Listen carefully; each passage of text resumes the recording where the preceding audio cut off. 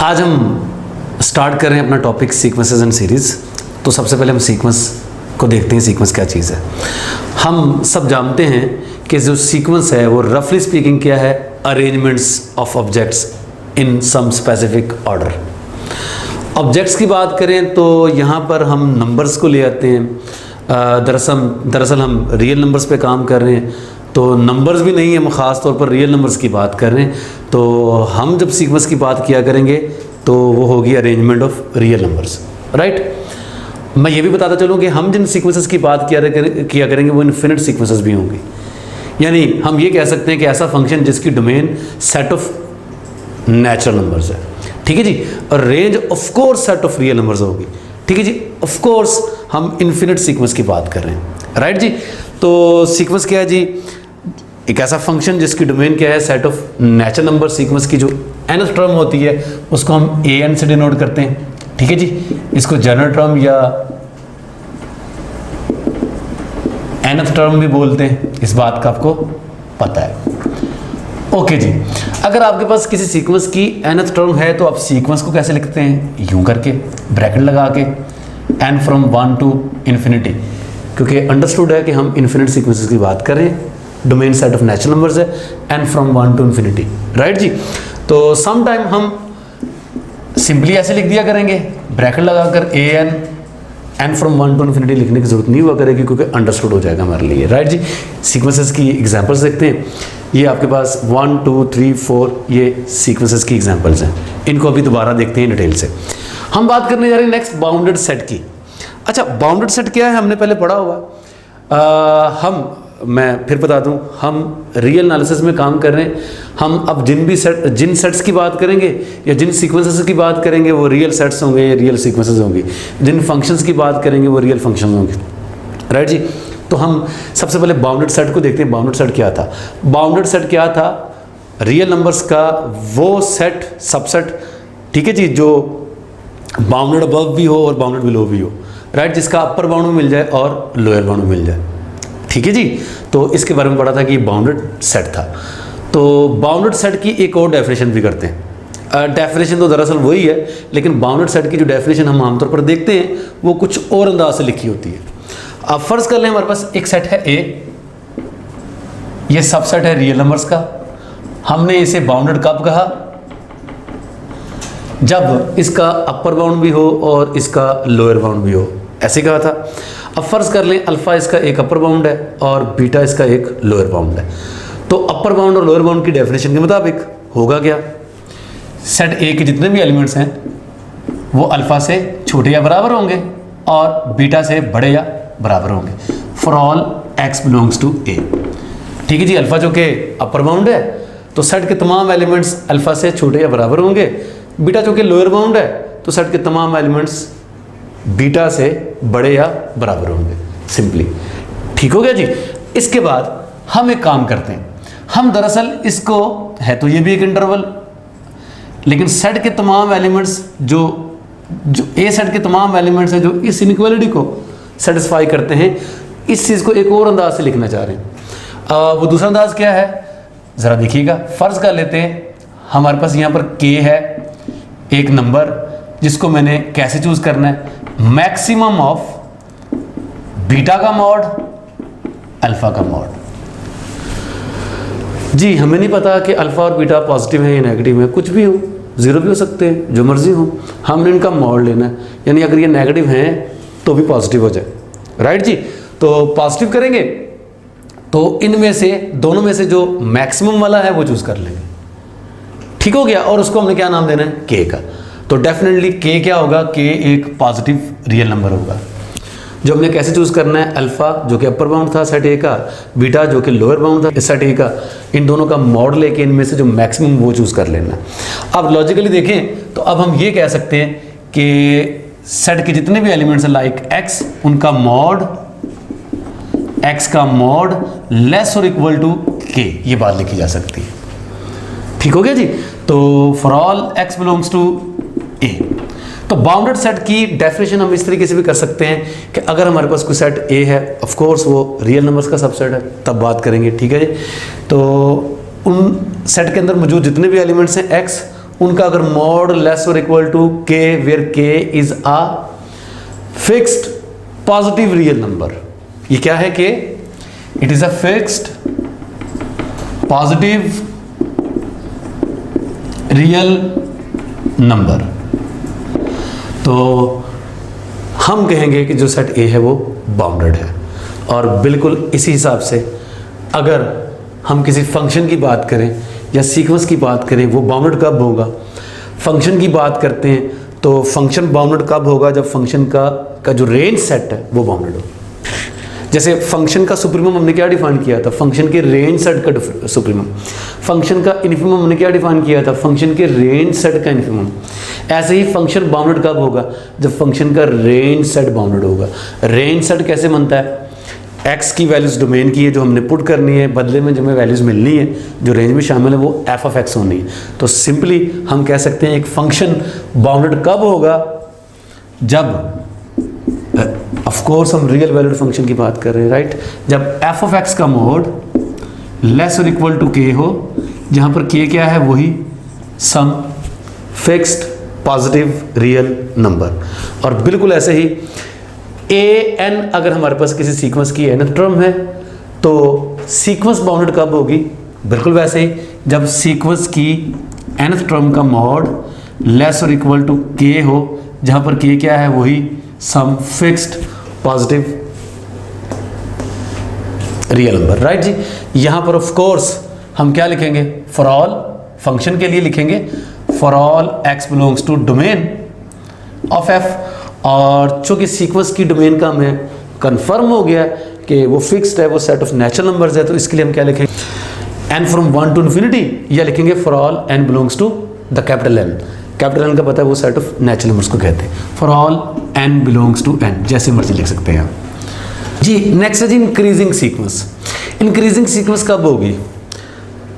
अच्छा, जब हम बात करेंगे ना इंक्रीजिंग की, तो हमारा इंक्रीजिंग कहने का मतलब क्या हुआ करेगा? नॉन डिक्रीजिंग, मतलब वो डिक्रीज नहीं करनी चाहिए, राइट? नॉन डिक्रीजिंग का मतलब ये है कि सीक्वेंस की हर टर्म अपनी पिछली टर्म से बड़ी भी हो सकती है, बराबर भी हो सकती है। डिक्रीज नहीं करनी चाहिए ना, तो वो इंक्रीज भी कर सकती है और इक्वल भी हो सकती है। और हम इस टाइप की सीक्वेंसेस को सिंपली इंक्रीजिंग या मोनोटोनिकली इंक्रीजिंग भी कहते हैं। तो सिंपली इंक्रीजिंग कहें या मोनोटोनिकली इंक्रीजिंग कहें, एक ही बात हुआ करेगी। मैंने फ़र्ज़ कर लें कभी कह दिया वो इंक्रीजिंग है, तो मतलब वो मोनोटोनिकली इंक्रीजिंग है, एक ही बात है। ठीक हो गया। अगर मैं कहूँगा कि सिर्फ सीक्वेंस की हर टर्म पिछली टर्म से बड़ी हो, ठीक है जी, तो वो होगी स्ट्रिक्टली इंक्रीजिंग सीक्वेंस, राइट जी। तो सीक्वेंस की बात करते हैं। सीक्वेंस की ये कोई टर्म है लाइक ए के, तो जो अगली टर्म्स होंगी डेफिनेटली वो वहाँ पर जो इंडेक्स यहाँ पर ये यूज़ होगा, ठीक है जी, वो के से बड़ा होगा। तो सीक्वेंस इंक्रीजिंग कब होगी? जब ए के लेस और इक्वल टू ए के प्लस 1 होगा फॉर ऑल के फ्रॉम 1 2 3 अप टू सो। देखिए के की जगह 1 पुट करेंगे तो क्या आ जाएगा जी? A1 लेस और इक्वल टू A2। के की जगह 2 पुट करेंगे तो A2 लेस और इक्वल टू A3। यानी हर टर्म अपनी नेक्स्ट जो टर्म होगी उससे छोटी है या बराबर है, राइट जी। या ये कह लें कि हर टर्म अपनी पिछली टर्म से बड़ी है या बराबर है, ठीक है जी। तो मैं ये कह रहा हूँ कि इस टाइप की सीक्वेंस को हम सिंपली इंक्रीजिंग बोला करेंगे या मोनोटोनिकली इंक्रीजिंग बोला करेंगे, एक ही बात है। अगर आपको कंफर्म है कि हमारी सीक्वेंस जो है वो उसमें इक्वल का साइन नहीं आ रहा, ए के इज लेस देन ए के प्लस 1, तो इस टाइप की सीक्वेंस को बोला करेंगे स्ट्रिक्टली इंक्रीजिंग सीक्वेंस, राइट जी। तो फिलहाल फंक्शन के लिए यही डेफिनेशन करेंगे। तो फंक्शन के लिए क्या बनेगी? फंक्शन यहाँ पर तो हमें पता है डोमेन की जो वैल्यूज़ हैं वो नेचुरल नंबर्स हैं, ठीक है, jumping values 1 2 3 4 up to so on. तो फंक्शन की बात करेंगे तो फंक्शन की जो डोमेन है वो एक इंटरवल भी हो सकता है, ठीक है, जिसमें सिर्फ जंपिंग वैल्यूज़ नहीं है, सारी वैल्यूज आ जाएंगी। तो हम डोमेन की बात करेंगे तो वो कैसे बात करेंगे? अगर फंक्शन हमारे पास एफ ऑफ एक्स है, ऑफ कोर्स हम रियल फंक्शंस की बात कर रहे हैं, राइट। तो एफ ऑफ एक्स और मैं यहाँ पर कहता हूँ एफ ऑफ वाई, फंक्शन एक ही है, फंक्शन की इमेज एक्स पर, फंक्शन की इमेज वाई पर, ठीक है जी। ये इमेज छोटी होगी या बराबर होगी जी? कब? जब भी एक्स छोटा होगा वाई से, ठीक है जी। और एक्स और वाई यकीनन डोमेन में शामिल तमाम वैल्यूज़ के लिए होगा ये, for all X Y belongs to domain of F. तो वहाँ यहाँ पर फंक्शंस में भी देखें तो लेस और इक्वल का मतलब है फंक्शन को कहा जा रहा है कि इंक्रीजिंग है। इंक्रीजिंग कह लें या नॉन डिक्रीजिंग कह लें, एक ही बात हुआ करेगी। अलबत्ता अगर यहाँ पर इक्वल का साइन नहीं होगा, छोटी वैल्यू पे छोटा आंसर, बड़ी वैल्यू पे बड़ा आंसर आएगा, ठीक है जी। इक्वल का साइन नहीं होगा तो वहाँ पर हम बोलेंगे फंक्शन हमारा स्ट्रिक्टली इंक्रीजिंग है, सिंपली। तो इस तरह हम डिक्रीजिंग की बात करें तो क्या बनेगी सीक्वेंस के लिए, ए के इज ग्रेटर देन और इक्वल टू ए के प्लस 1 फॉर ऑल के बिलोंग्स टू एन, ऐसे लिख सकते हैं, राइट जी। तो अगर हम फंक्शन की बात करेंगे डिक्रीजिंग, तो f of x will be greater than और equal to f of y, उल्टा हो जाएगा ना, छोटी वैल्यू पे बड़ा आंसर, बड़ी वैल्यू पे छोटा answer, for all X less than Y and X Y belongs to, definitely domain से पकड़ेंगे। ठीक हो गया जी। यहाँ पर भी वही हिसाब है कि अगर यहाँ पर इक्वल का साइन है तो सिंपली डिक्रीजिंग बोलें या मोनोटोनिकली डिक्रीजिंग बोलें, एक ही बात है। अगर इक्वल का साइन नहीं होगा तो हम कहेंगे स्ट्रिक्टली डिक्रीजिंग है फंक्शन या सीक्वेंस। नेक्स्ट हम बात करेंगे जी कन्वर्जेंट सीक्वेंस की। ऑफ कोर्स जब हम सीक्वेंस की बात करें तो सीक्वेंस कौन सी भला, सीक्वेंस ऑफ रियल नंबर्स, ठीक है जी। और कौन सी वाली, इन्फिनिट वाली, इन्फिनिट सीक्वेंस की बात कर रहे हैं। तो डेफिनेशन हमारे सामने है जी, a sequence a N is said to be convergent and convergence to some number L belongs to R, ठीक है जी। ये एल को हम फंक्शन की लिमिट भी बोलते हैं, आपको पता है इस बात का। If for every epsilon greater than 0 there exist some K belongs to N such that a N minus L का mod less than epsilon whenever n greater than और इक्वल टू के, यानी किसी भी arbitrary positive real number epsilon के बदले में आपको क्या करना है, एक ऐसा नंबर इंटीजर निकालना है कि जब जब आप n को k से बड़ा करें, मतलब वो फिक्स नंबर जो है, fix integer, positive integer k जो है, उससे आगे वाली जितनी भी टर्म्स होंगी सीक्वेंस की, उन तमाम टर्म्स का डिफरेंस l के साथ, वही l जो यहाँ पर है, ये डिफरेंस किससे कम हो जाए, आपके चूज़ किए हुए एप्सिलॉन से कम हो जाए। ये डेफिनेशन है जी, हमने पढ़ी हुई है अपने कोर्स में।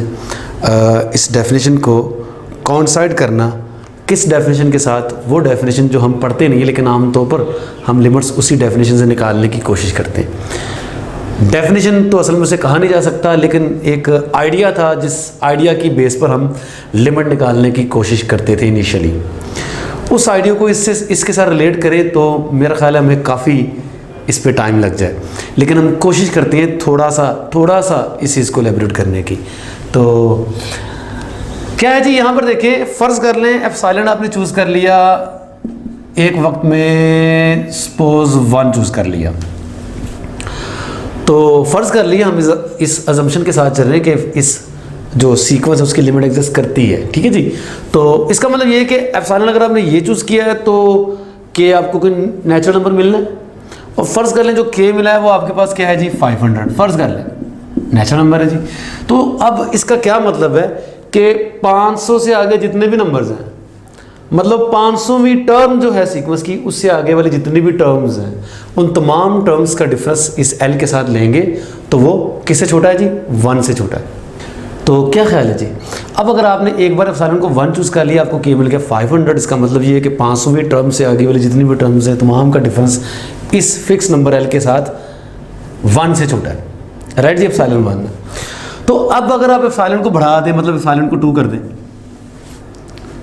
तो अगर 500 से आगे वाली जितनी भी टर्म्स थी, 500वीं टर्म से आगे वाली तमाम का डिफरेंस एल के साथ 1 से छोटा है, तो डेफिनेटली ये भी कहा जा सकता है कि इसी के की वैल्यू 500 के लिए, मतलब 500 से आगे जितनी भी टर्म्स हैं, उन तमाम का डिफरेंस एल के साथ 2 से भी छोटा होगा।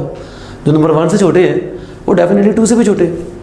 यानी अगर आपने एक बार एप्सिलॉन कोई 1 चूज़ कर लिया, उसके लिए आपको जो के मिल गया है, तो अब उस एप्सिलॉन से बड़े वाले नंबरों के लिए वही के आपका काम कर जाएगा, राइट जी। लेकिन सवाल पैदा होता है कि आप अगर एप्सिलॉन को इससे भी कम करें, क्योंकि एप्सिलॉन आर्बिट्रेरी था, कोई भी पॉजिटिव रियल नंबर काउंट किया जा सकता था, तो एप्सिलॉन को अगर आप इससे छोटा ले लें, लाइक एप्सिलॉन को ले लें 1/2, तो क्या होगा जी, के जो आपको मिलेगा वो अब की बार उसके चांसेस हैं कि इस वाले के से 500 से यानी कि बढ़ जाए। तो फर्ज कर लें अब के जो आपको मिलेगा वो क्या मिलेगा जी, फर्ज कर लें आपको मिल गया 50,000 मिल गया, फर्ज कर लें 1/2 के लिए आपको के मिला 50,000, कि 50,000 जो टर्म्स हैं, मतलब इससे बड़ी जो टर्म्स हैं उनका एल के साथ डिफरेंस लेंगे तो आंसर आपका किससे छोटा आएगा, 1/2 से छोटा आएगा। तो फिर मैं वही बात कर रहा हूँ कि अब 1/2 से बड़े नंबरों के लिए आपका यही के काम कर जाएगा, राइट। तो सवाल पैदा होता है कि आप एप्सिलॉन को कम से कम करेंगे तो के बढ़ने के चांसेस हैं, इन के बढ़ सकता है। तो यूँ कह लें कि एप्सिलॉन जैसे जैसे अप्रोच करेगा 0 को तो के जो कि आपका बढ़ना है, तो इसने किसको अप्रोच करना है, इन्फिनिटी को जी। तो मतलब ये नहीं है कि ने हर हाल में बढ़ना ही बढ़ना है, कुछ फंक्शंस के लिए के ने नहीं भी बढ़ना होता। लाइक अगर आपके पास एक सीक्वेंस कांस्टेंट है तो उसके लिए के ने नहीं भी बढ़ना होता, चाहे आप एप्सिलॉन को जितना मर्जी छोटा कर लें। लेकिन मतलब ये है कि के को हम बढ़ा सकते हैं। मतलब ये कि अगर के की वैल्यू 5000 के लिए, क्या मतलब इस बात का कि सीक्वेंस की 5000 से आगे जितनी भी टर्म्स हैं उन तमाम टर्म्स का डिफरेंस एल के साथ एप्सिलॉन से कम है। तो 5000 से अगर आप के को बढ़ा लें, के की वैल्यू 1 लाख कर लें, मतलब कहने का ये है कि के को उससे पर्टिकुलर नंबर से बढ़ा भी देंगे तो उसका मतलब ये होगा कि उससे आगे वाले जो टर्म्स हैं डेफिनेटली वो भी इस रूल को फॉलो करेंगे। तो के अगर आपको बड़ा नहीं भी मिलता, लेकिन आप ये कह सकते हैं कि के एक्सटेंड किया जा सकता है। तो इसका मतलब सीधा सीधा ये है कि अगर आप देखिए के को लार्ज कर देंगे तो के लार्ज हो जाएगा, तो इसका मतलब ये है कि बहुत आगे जाके जो सीक्वेंस की टर्म्स होनी है उन टर्म्स का डिफरेंस एल के साथ लेंगे तो एप्सिलॉन से लेस है।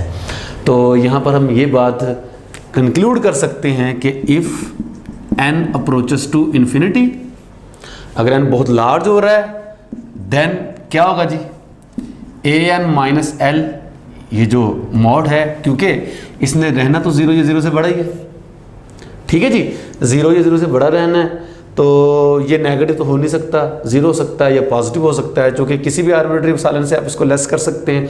मतलब कुछ टर्म्स आपको सीक्वेंस की चाहे बहुत आगे जाके मिलनी ज़रूर हैं, मिलनी हैं, जिनके लिए आपकी टर्म्स का डिफरेंस एल के साथ लेस देन एप्सिलॉन है। तो हम ये बात कह सकते हैं कि जैसे जैसे आप एन को बहुत लार्ज करोगे वैसे वैसे ए एन और एल का जो डिफरेंस है उसका मोड वो किसको अप्रोच कर जाएगा, 0 को अप्रोच कर जाएगा। ठीक हो गया जी। तो यहाँ से हम ये कह सकते हैं कि limit N approaches to infinity A N minus L is equal to 0, और हम लिखते भी ऐसे हैं limit N approaches to infinity A N is equal to L. तो ये जो पुरानी टेक्निक हुआ करती थी लिमिट्स की, ठीक है जी, हमारे पास ये टूल हुआ करता था लिमिट निकालने का, लेकिन इसको यूज़ करते करते आहिस्ता आहिस्ता हमने एक क्लासिकल जो डेफिनेशन थी वो बना ली थी। तो असल में लिमिट क्या है, आपके पास कोई सीक्वेंस है तो उस पर N approaches to infinity apply करके देखना ये होता है कि जैसे जैसे एन बहुत लार्ज हो रहा है आपकी जो सीक्वेंस है वो किस ख़ास नंबर को अप्रोच कर रही है। तो फ़र्ज़ कर लें वो ख़ास नंबर एल है जिसको वो अप्रोच कर रही है, वो नंबर आपकी इस डेफिनेशन को सेटिस्फाई करेगा। और अगर वो कोई नंबर इस डेफिनेशन को सेटिस्फाई कर रहा है तो डेफिनेटली आपको वही नंबर मिलता है जिसके लिए आपकी जो सीक्वेंस है एन को जैसे जैसे लार्ज करते जाएंगे तो सीक्वेंस की जो टर्म्स हैं वो इस नंबर को अप्रोच करेंगे, मतलब इस टर्म्स का एल के साथ जो डिफरेंस है वो अप्रोच करेगा किसको, 0 को जी। तो इस डिस्कशन का हमें फ़ायदा ये है कि अगर हमने किसी सीक्वेंस की लिमिट फाइंड करनी है तो पहली बात तो ये है कि इस डेफिनेशन को यूज़ करते हुए लिमिट फाइंड तो की नहीं जा सकती। हाँ, अगर आपके पास फंक्शन की लिमिट का पता है आपको कि ये एल है, या चेक करना चाह रहे हैं कि फंक्शन की लिमिट ये है भी कि नहीं है, तो ये पड़ताल कर सकते हैं, चेक कर सकते हैं, वेरीफाई कर सकते हैं डेफिनेशन से, लेकिन लिमिट का पता नहीं चलाया जा सकता इस डेफिनेशन के साथ। जबकि यहाँ से हम लिमिट का पता चला सकते हैं काफ़ी हद तक। मतलब काफ़ी हद तक इसलिए कहा जा रहा है कि फंक्शन की जो लिमिट है पता नहीं, हम हो सकता है फंक्शन या सीक्वेंस की लिमिट एग्जिस्ट तो कर रही हो लेकिन हमारे पास कोई टूल ना हो लिमिट निकालने का। तो अगर तुम्हारे पास लिमिट निकालने का कोई टूल हुआ करेगा तो ठीक है, हम ऐसे चेक कर लिया करेंगे, अदरवाइज हमारे पास है तो ये डेफिनेशन नहीं, लेकिन इस डेफिनेशन से अनफॉर्चुनेटली हम जो लिमिट है वो फाइंड नहीं कर सकते। अगर हमें पता है कि लिमिट ये है या नहीं, ये चेक करना चाह रहे हो, तो हम इसकी मदद से लिमिट को वेरीफाई कर सकते हैं, या इस डेफिनेशन की मदद से हम बहुत सारे थ्योरम्स बना लेते हैं। ठीक है जी, हमारा मकसद तो यहाँ पर थ्योरम बनाना नहीं होगा, सिर्फ एक्सप्लेन करना होगा कि ये जो थ्योरम्स हैं हमने इस डेफिनेशन यूज़ करते हुए बनाए होंगे, और उन थ्योरम्स का इस्तेमाल करके हम अगेन जो किसी सीक्वेंस की लिमिट फाइंड कर लिया करेंगे। तो बहरहाल जी, तो अगर हमें कोई सीक्वेंस गिवन है और उसकी limit n approaches to infinity, हम चेक कर सकते हैं कि जैसे जैसे n इन्फिनिटी को अप्रोच करेगा आपकी जो सीक्वेंस है वो क्या बिहेव कर रही है, किस नंबर को अप्रोच कर रही है, तो वही हमारी लिमिट हुआ करेगी। तो चलिए जी कुछ एग्जांपल्स करते हैं। जैसे यहाँ पर हमारे पास एक सीक्वेंस है 1 2 4 8 16 32। सबसे पहले देखते हैं कि ये सीक्वेंस बाउंडेड है कि नहीं। तो बाउंडेड के लिए हमने क्या क्राइटेरिया बनाया था कि सीक्वेंस की तमाम तर टर्म्स किसी खास रियल नंबर के से लेस और इक्वल है, उनका मोड लेस और इक्वल है। तो मोड की यहाँ पर बात ना भी करें तब भी चलेगा, क्योंकि सारी टर्म्स पॉजिटिव हैं। ठीक है जी, पॉजिटिव टर्म सीक्वेंस है ये। तो बहरहाल आसानी से देखा जा सकता है कि इस सीक्वेंस की जो टर्म्स हैं वो बाउंड नहीं हो रही, राइट। कोई भी रियल नंबर अगर आप k चूज़ करते हैं पॉजिटिव, तो आपको सीक्वेंस की कोई ना कोई टर्म मिल जाएगी जो कि उस रियल नंबर से भी बढ़ जानी है। मैं ये कहना चाह रहा हूँ कि अगर आप k को बहुत ज़्यादा लार्ज भी चूज़ कर लेंगे, ठीक है जी, फ़र्ज़ कर लें k को आपने चूज़ किया 100, तो आपको 2 की कोई ऐसी पावर, ये जो सीक्वेंस है 2 की पावर्स में आ रही है, 2 raised to 0, 2 raised to 1, 2 raised to 2, 2 raised to 3, 2 raised to 4 up to so on. तो आप देख सकते हैं कि आपको कोई ना कोई 2 की पावर मिल जाएगी जो कि 100 से दरअसल बढ़ जाएगी, राइट जी। तो ये सीक्वेंस बाउंडेड नहीं, आपको कोई के रियल नंबर नहीं मिलने वाला, आप इसको वेरीफाई भी कर सकते हैं। तो सीक्वेंस हमारी है जी अनबाउंडेड। अगर आपसे को पूछे कि ये सीक्वेंस इंक्रीजिंग है या डिक्रीजिंग है, तो क्या है, आसानी के साथ देखा जा सकता है सीक्वेंस की तमाम तर टर्म्स जो हैं वो पिछली टर्म से, ठीक है जी, प्रीसीडिंग जो टर्म से बड़ी है। ठीक है जी, मतलब 2 1 से बड़ा है, 4 2 से बड़ा है, 8 4 से बड़ा है, हर टर्म पिछली टर्म से बड़ी है। तो स्ट्रिक्टली मतलब ये इंक्रीजिंग सीक्वेंस है। तो डिक्रीजिंग नहीं है डेफिनेटली ये। और उसके बाद हम देखें ये सीक्वेंस कन्वर्ज कर रही है किसी पॉइंट को कि नहीं कन्वर्ज कर रही है। तो इस सीक्वेंस की nth टर्म है आपके पास, क्या है जी nth term, 2 raised to n-1 होगी इसकी nth टर्म, राइट। n को 1 पुट करेंगे तो आपको 2 की पावर 0 मिलेगा। तो अब देखें कि अगर आप लिमिट फाइंड करने की कोशिश करें n approaches to infinity 2 raised to n-1, तो ये इन्फिनिटी निकलेगा। तो इसका मतलब ये है कि ये सीक्वेंस कन्वर्जेंट नहीं है, ठीक है, क्योंकि ये नंबर एक डेफिनेट नंबर होना चाहिए। फिलहाल हम इस सीक्वेंस की बात करते हैं। ये जो सीक्वेंस है आप देख सकते हैं कि ये डिक्रीजिंग सीक्वेंस है, ठीक है जी। हर नेक्स्ट टर्म जो है वो पिछले टर्म से छोटी है, डिक्रीजिंग सीक्वेंस होगी, ठीक हो गया। और उसके बाद देखना चाहेंगे सीक्वेंस बाउंडेड है कि नहीं, तो बाउंडेड भी है। आप आसानी के साथ चेक कर सकते हैं कि सीक्वेंस की तमाम टर्म्स हैं वो 1 से छोटी हैं या बराबर हैं, राइट। अब ये 1 से भी कह सकते हैं, 2 से भी कह सकते हैं, 3 से भी कह सकते हैं, लेकिन बाउंडेड के लिए हमने जो k बताना होता है वो कोई एक फिक्स रियल नंबर बताना होता है। ऑफ कोर्स अगर आपके पास एक फिक्स रियल नंबर k 5 मिल जाता है फ़र्ज़ कर लें, तो आप 5 से बड़ा नंबर भी उसके लिए कह सकते हैं, ठीक है जी। तो ये बाउंडेड सीक्वेंस है, 1 से बाउंड हो रही है, 2 से बाउंड हो रही है, किसी से भी कह सकते हैं।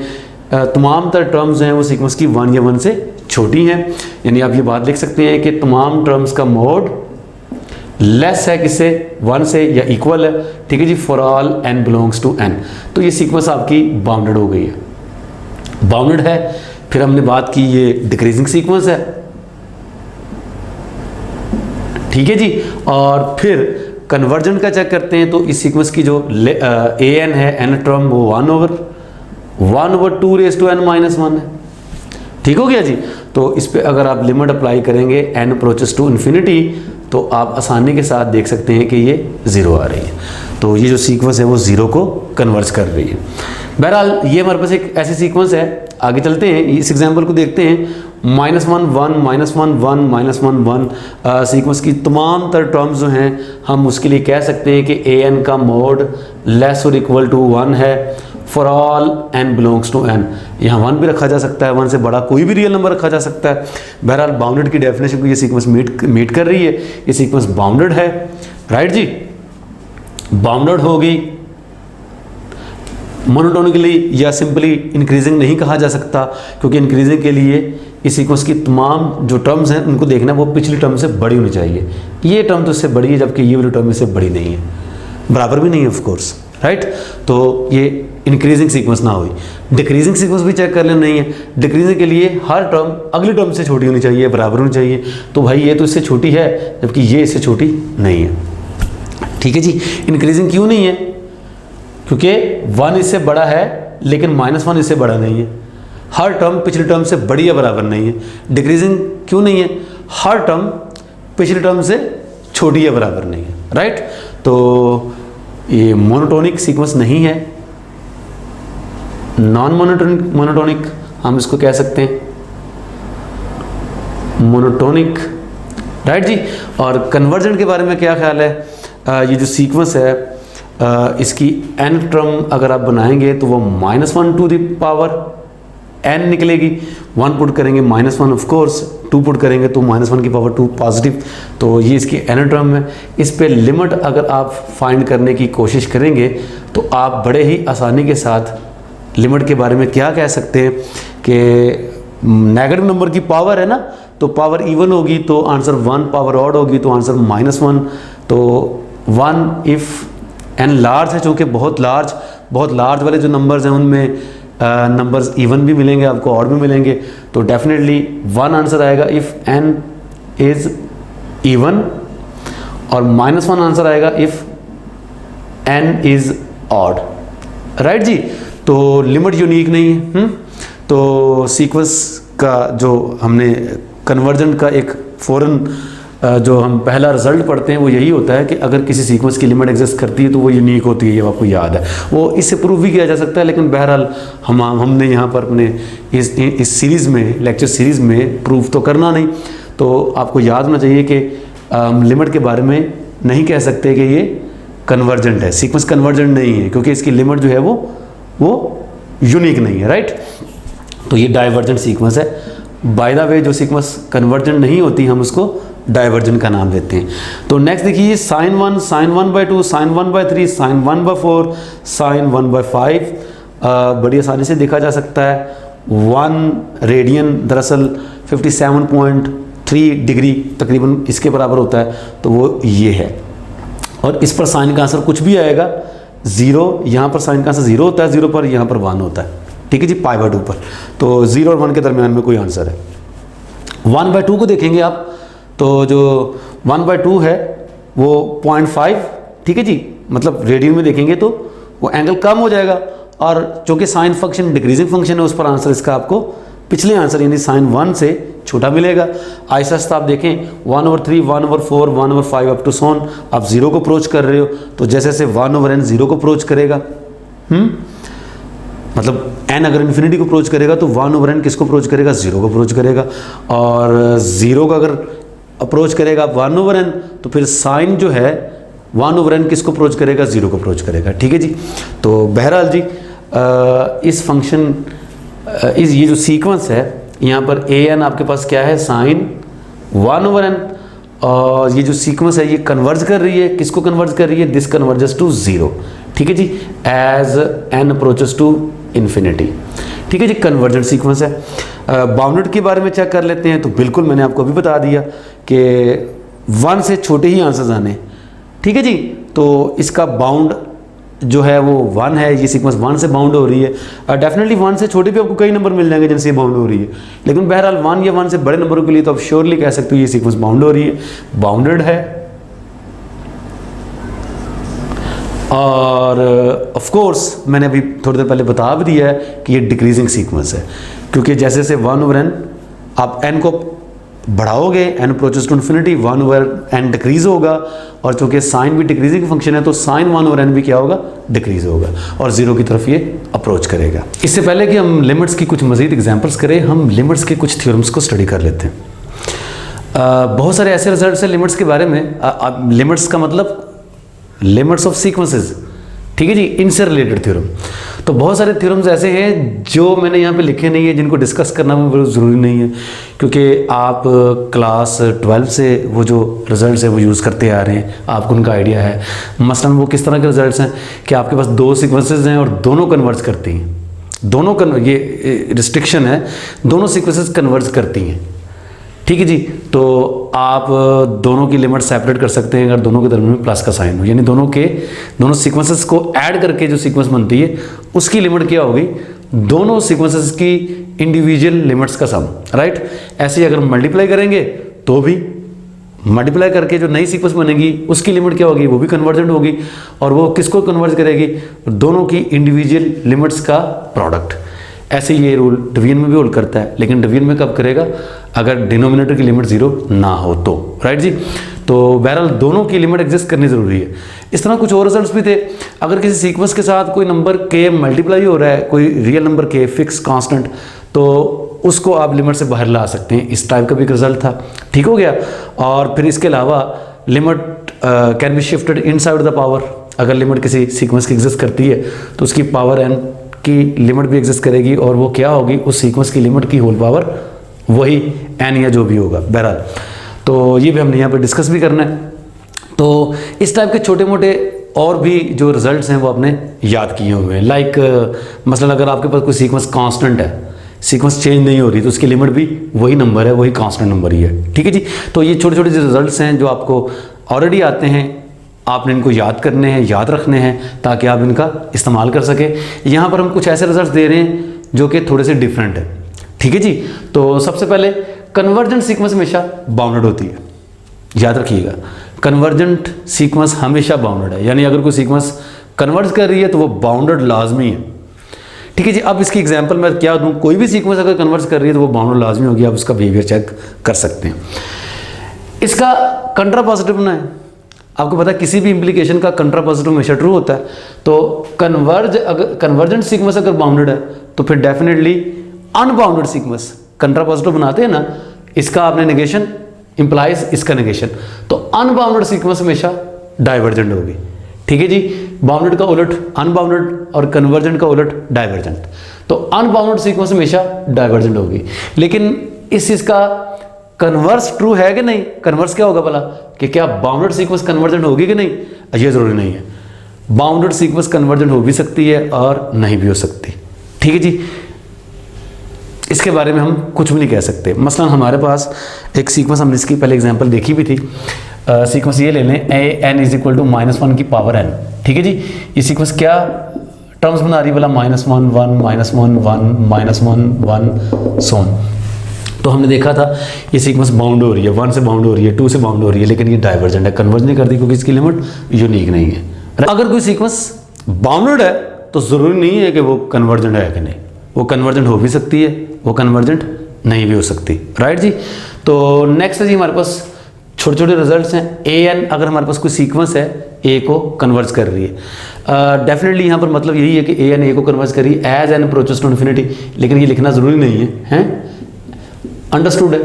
an अगर a को कन्वर्ज कर रही है तो मतलब an की लिमिट a है as N approaches to infinity, bn की लिमिट b है as N approaches to infinity. an sequence a को कन्वर्ज कर रही है, bn सीक्वेंस b को कन्वर्ज कर रही है। तो याद रखिए अगर तो सीक्वेंस an 0 या 0 से बड़ी है, मतलब तमाम टर्म्स नॉन नेगेटिव हैं, तो उसकी लिमिट भी हमेशा नॉन नेगेटिव होगी। कोई भी सीक्वेंस है अगर उसकी कोई भी टर्म नेगेटिव नहीं है, उसकी तमाम की तमाम टर्म्स जो हैं वो क्या है, नॉन नेगेटिव है, 0 या 0 से बड़ी है, तो उसकी लिमिट भी 0 या 0 से बड़ी होगी, राइट। अगर वो कन्वर्ज करेगी, अंडरस्टूड है, ठीक है जी।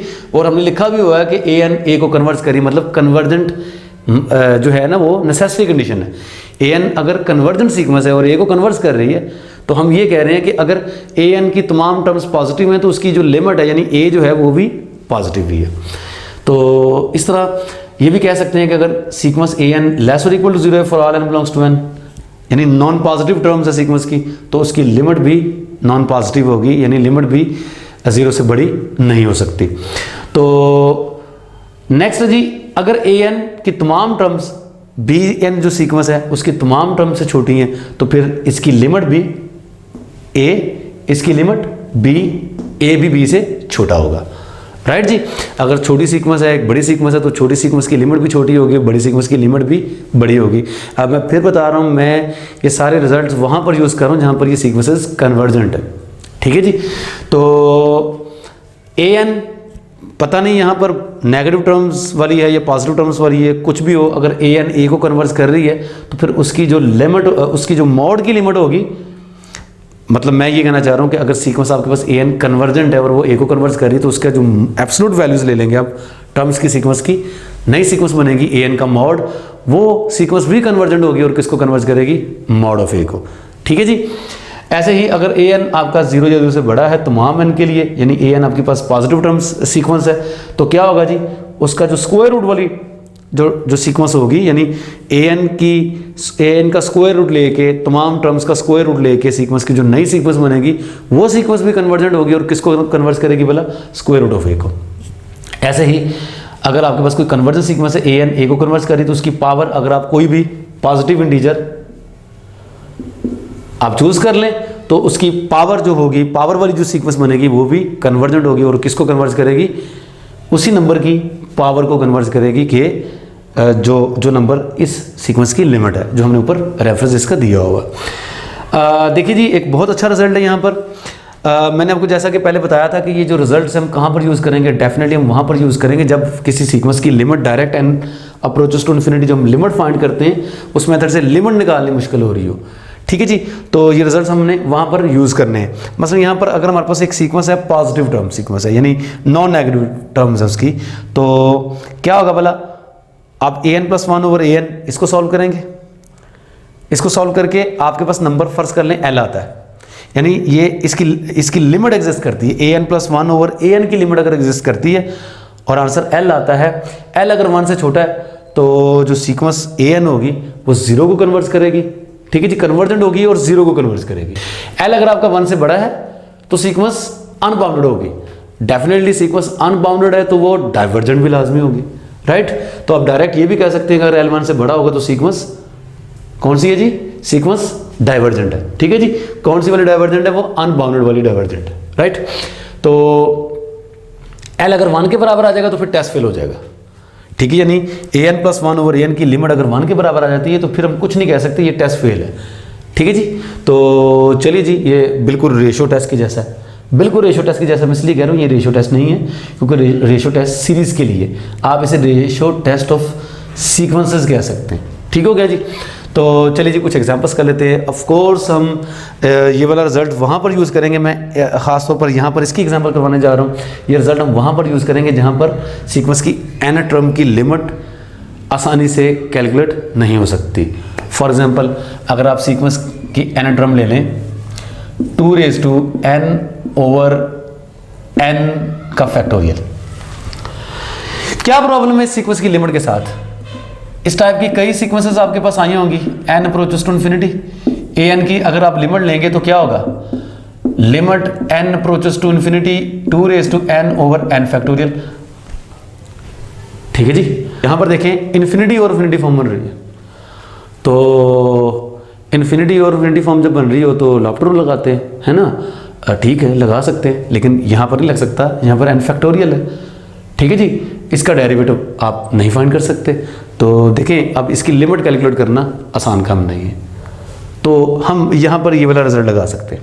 क्या रिजल्ट कैसे अप्लाई करेंगे, आइए देखते हैं जी। हमने an+1 को an पे डिवाइड करना है, तो देखिए ज़रा an+1 क्या बनेगा, 2 की पावर n+1, n+1 का फैक्टोरियल डिवाइड होगा, जबकि नीचे 2 की पावर n के साथ डिवाइड होगा n का फैक्टोरियल। आप इसे सिंप्लीफाई करेंगे तो क्या बन जाएगा, 2 ऊपर आ जाएगा और n+1 का फैक्टोरियल, n फैक्टोरियल वो कैंसिल आउट होकर n+1 बच जाएगा, राइट। ये an+1 ओवर an है। अब गौर करिए कि an+1 ओवर an ये किसको अप्रोच कर रहा है, as n approaches to infinity. इसकी लिमिट निकालेंगे तो क्या निकलेगी, 0, और ये 1 से छोटा है ना। तो ये जो सीक्वेंस है ये पॉजिटिव टर्म भी है, यानी ये रिजल्ट लगाने के लिए मैं सबसे पहले चेक करना है सीक्वेंस हमारी पॉजिटिव टर्म होनी चाहिए। देखिए पॉजिटिव टर्म सीक्वेंस, लिमिट 0 आई, वो 1 से छोटी है, तो मतलब ये जो सीक्वेंस है ये क्या है, क्या होगा जी, चूंकि लिमिट छोटी है 1 से, तो हमने कहा हुआ कि सीक्वेंस आपकी कन्वर्ज करेगी किसको, 0 को। तो हम कह सकते हैं कि जो ए एन यानी ये वाली जो सीक्वेंस है ये किसको कन्वर्ज कर रही है, 0 को। एक और एग्जांपल देखते हैं। मसलन अगर हम ए एन को ले लेते हैं एन फैक्टोरियल ओवर 2 की पावर एन, तो अब की बार आप n+1 A N plus 1 over A N इसको सॉल्व करेंगे तो क्या आएगा, ये आएगा जी n+1 ओवर 2, ये आएगा। इसकी लिमिट निकालेंगे, n अप्रोचेस टू इन्फिनिटी, क्या निकलेगी, इन्फिनिटी। तो ए N plus 1 over A N ये किसको अप्रोच कर जाएगा, इन्फिनिटी को। तो डेफिनेटली जो आप कह सकते हैं इन्फिनिटी है, तो ये नंबर तो उसको कह नहीं सकते, यानी इस सीक्वेंस की जो लिमिट है l it is greater than 1। ठीक है जी, यहाँ पर l क्या है, इट इज बिगर देन 1। तो बिगर देन 1 के केस में हम क्या कह सकते हैं, ये जो सीक्वेंस है ए एन ये क्या है, अनबाउंडेड। ए एन सीक्वेंस ये जो हमने ली हुई है ये क्या है, ये है अनबाउंडेड। और डेफिनेटली जो सीक्वेंस अनबाउंडेड है वो डाइवर्जेंट भी है जी। क्यों कह सकते हैं हम कि टेस्ट फेल हो जाएगा अगर इस चीज़ की लिमिट 1 के बराबर होगी। तो आइए देखते हैं उसके लिए भी कुछ एग्जांपल्स। मसलन फर्ज कर लें आप एक सीक्वेंस लेते हैं a N is equal to n. अब अंडरस्टूड है ये सीक्वेंस जो है डाइवर्जेंट है, a N is equal to n, ये क्या सीक्वेंस बनेगी, 1 2 3 4 5 6 up to so on, divergent है। अनबाउंडेड भी है, डाइवर्जेंट है, हमें पता है इस बात का। ठीक है जी, लेकिन हम ये टेस्ट लगाना चाह रहे हैं। ये टेस्ट क्या बोला, ए एन प्लस 1 को ए एन पे डिवाइड करें तो ये बनेगा n+1 ओवर n, और इसकी लिमिट निकाल के देखें, A N plus 1 over A N की limit as N approaches to infinity निकालेंगे, क्या निकलेगी, आप इसको लिख सकते हैं 1+1 ओवर n, 1 ओवर n की लिमिट 0 तो 1 आ जाएगा। A N plus 1 over A N की लिमिट क्या बन रही है, 1 बन रही है, यानी एल जो आपके पास निकला इस सीक्वेंस की लिमिट के तौर पर वो 1 के बराबर है। तो मैंने कहा टेस्ट फेल है, टेस्ट फेल यानी सीक्वेंस कन्वर्जेंट भी हो सकती है, डाइवर्जेंट भी हो सकती है, मैं कुछ नहीं कह सकता। तो वाकई यहाँ पर देखें ये जो मैंने एग्जांपल ली हुई इसके लिए सीक्वेंस क्या है, डाइवर्जेंट है, जिसके बारे में मैंने आपको पहले ही बता दिया। ठीक हो गया जी। अब हम कोई और एग्जांपल भी देख सकते हैं। तो अब अगर आप कांस्टेंट सीक्वेंस ले लें कोई भी, like K A N is equal to K for all N belongs to N, तो क्या करना पड़ेगा, अब की बार अगर आप देखें A N plus 1 over A N को ये क्या बनेगा, के ओवर के, जो नेक्स्ट टर्म है वो भी के होनी है, प्रीवियस टर्म भी के थी, तो ये कट के 1। तो डेफिनेटली अगर ये 1 आंसर आया तो इसकी लिमिट भी 1 होनी है ना, लिमिट 1 होगी तो टेस्ट फेल है। टेस्ट फेल मतलब इसके कन्वर्जेंस या डाइवर्जेंस के बारे में कुछ नहीं कह सकता। तो वाकई देखें ए एन यहाँ पर कांस्टेंट सीक्वेंस है, और कांस्टेंट सीक्वेंस आपको पता है हमेशा कन्वर्जेंट होती है। तो यहाँ पर हमने जो सीक्वेंस ली हुई थी वो कौन सी ली हुई थी, कन्वर्जेंट। लिहाजा इस सीक्वेंस का इस्तेमाल करने के लिए आपको कुछ चीज़ों का ख्याल करना पड़ेगा। आपकी सीक्वेंस पॉजिटिव टर्म होनी चाहिए, इसकी लिमिट एल अगर 1 से लेस होगी तो सीक्वेंस कन्वर्ज करेगी और 0 को कन्वर्ज करेगी। इसकी लिमिट एल अगर 1 से बड़ी होगी तो सीक्वेंस आपकी डाइवर्जेंट होगी, अनबाउंडेड भी होगी, डाइवर्जेंट भी होगी। ठीक है, और अगर ये 1 के बराबर है तो फिर आप सीक्वेंस की कन्वर्जेंस या डाइवर्जेंस के बारे में कुछ नहीं कह सकते, टेस्ट आपका फेल हो जाएगा। तो नेक्स्ट है जी सैंडविच और स्क्वेज थ्योरम। ठीक है जी, ये कौन सा थ्योरम है, इस थ्योरम के बारे में आप जो है वो वाकिफ हैं पहले से ही। A n b n c n इस तरीके से 3 सीक्वेंसेस हैं कि ए एन की तमाम टर्म्स बी एन की तमाम टर्म्स से छोटी हैं, और बी एन की तमाम टर्म्स सी एन सीक्वेंस की तमाम टर्म्स से छोटी हैं। इंडिविजुअल टर्म्स हैं वो टर्म्स वाइज, यानी कि ये छोटी सीक्वेंस ये बड़ी है, सबसे बड़ी है।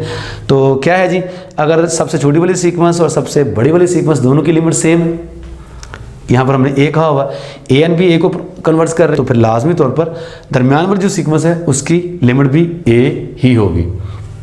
इसका यूज़ करके आप इस टाइप की प्रॉब्लम्स को सॉल्व कर सकते हैं। फर्ज कर लें आपके पास सीक्वेंस है a N is equal to sine N over N.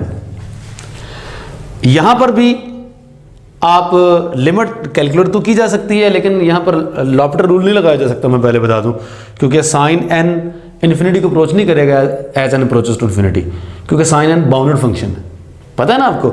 Sign N को अगर आप देखें ये बाउंडेड होगा, हमेशा 1 और -1 के दरमियान में रहेगा।